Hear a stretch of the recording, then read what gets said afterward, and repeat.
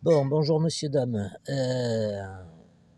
Voilà, c'était pour vous montrer, là je suis en train de me fabriquer. Alors ça c'était le châssis cassé du Baja 5B, qui est en aluminium de 5 millimètres. Et ça c'est la cale de train avant, mais qui est derrière, sur le Hobao SST.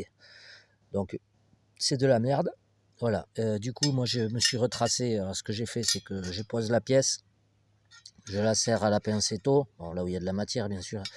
Je la serre à la pincetto, je fais mes trous de diamètre, comme ça mes trous sont faits, je mets une vis, je trace tout le contour et après je découpe. Bon, là j'ai un peu boosté la pièce pour qu'elle soit un peu plus grosse.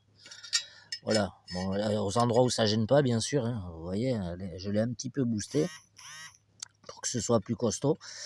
Et bien sûr elle est plus épaisse. Donc pour la partie arrière, en fait, j'ai fait un petit épaulement. Bon, là c'est pas fini, il faut que je polisse, que je nettoie tout ça. Là je suis quasiment à la côte.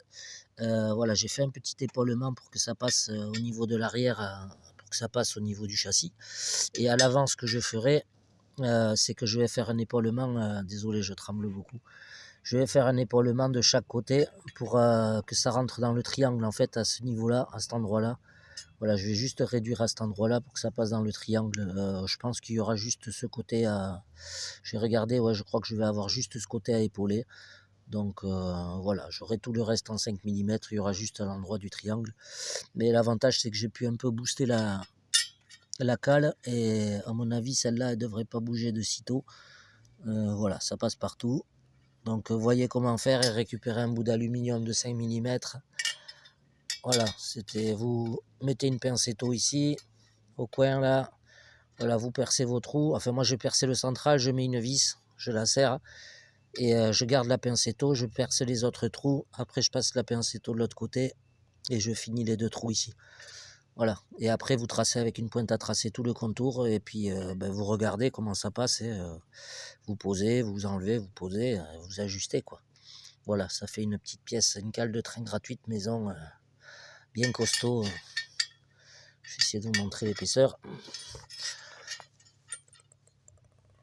Vous voyez, ça, si celle-là elle bouge, bon, je sais pas si vous voyez bien, mais attendez, je vais vous mettre comme ça plutôt.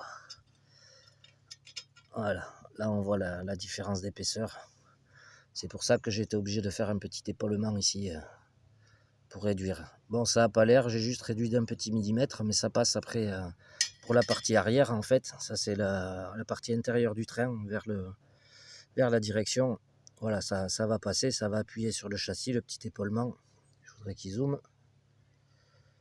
Bon, ça ne va pas le faire.